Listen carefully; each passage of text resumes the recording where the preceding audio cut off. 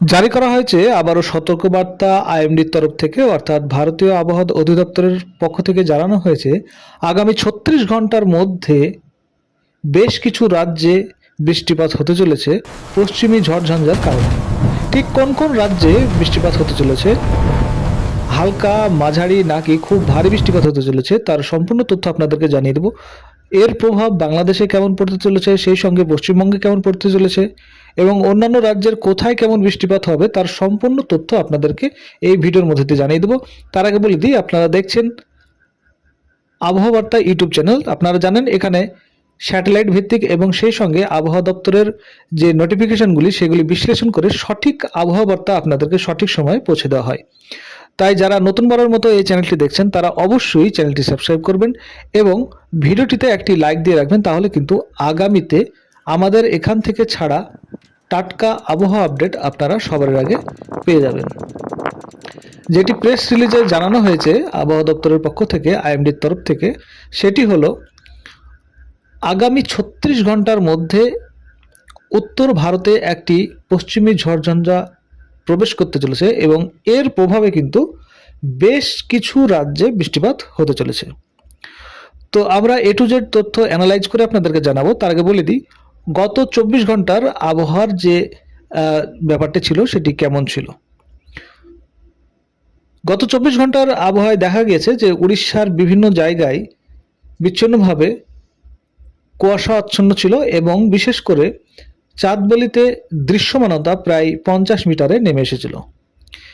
এবং সর্বনিম্ন তাপমাত্রার ক্ষেত্রে যদি আমরা দেখি, তো যেটি আবহাওয়া দপ্তরের তরফ থেকে জানানো হয়েছে সেটি হলো <0 অর্থাৎ 0 ডিগ্রির তাপমাত্রার নিচে জম্মু কাশ্মীর, লাদাখ, জিলজিত, বালতিস্তান এবং মুজফ্ফরাবাদ এই সব জায়গাগুলোতে কিন্তু 0 ডিগ্রির নিচে কিন্তু তাপমাত্রা অনেক জায়গায় ছিল। এবং 0 থেকে 6 ডিগ্রি সেলসিয়াসের মধ্যে যে তাপমাত্রা সেটি ছিল হিমাচল প্রদেশ, উত্তরাখণ্ড এইসব জায়গায়। এবং উত্তরপ্রদেশ, পাঞ্জাব, দিল্লি এবং হরিয়ানা, সেই সঙ্গে ইস্ট রাজস্থান, নর্থ মধ্যপ্রদেশ, সিকিম এইসব জায়গায় কিন্তু যে তাপমাত্রা সেটি 7 থেকে 12 ডিগ্রি সেলসিয়াসের মধ্যে ছিল। এবং এছাড়া মধ্য ভারত এবং সেই সঙ্গে গাঙ্গেয় পশ্চিমবঙ্গ, ঝাড়খণ্ড, আসাম, মেঘালয়, গুজরাট ও অন্যান্য জায়গায় কিন্তু তাপমাত্রা 12 থেকে 15 ডিগ্রি সেলসিয়াসের মধ্যে ছিল। যেটি সর্বনিম্ন তাপমাত্রা রেকর্ড করা হয়েছিল এর আগে, সেটি হলো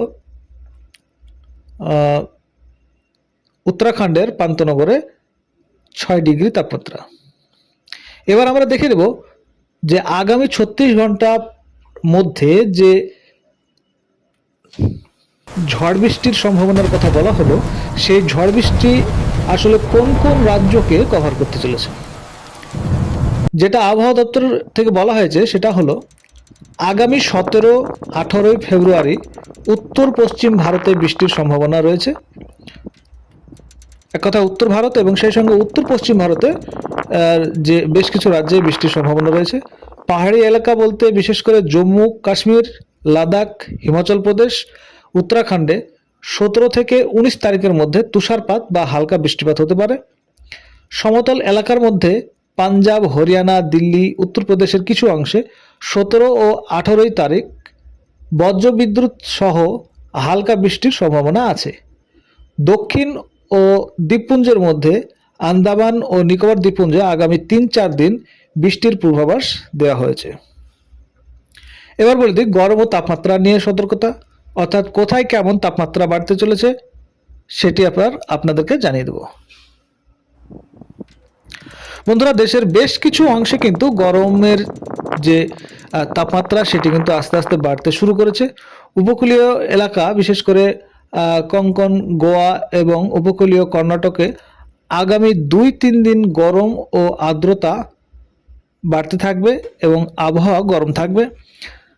সেই সঙ্গে মহারাষ্ট্র, পশ্চিম ভারতের আগামী কয়েকদিন কিন্তু তাপমাত্রা 2 থেকে 3 ডিগ্রি বাড়তে পারে।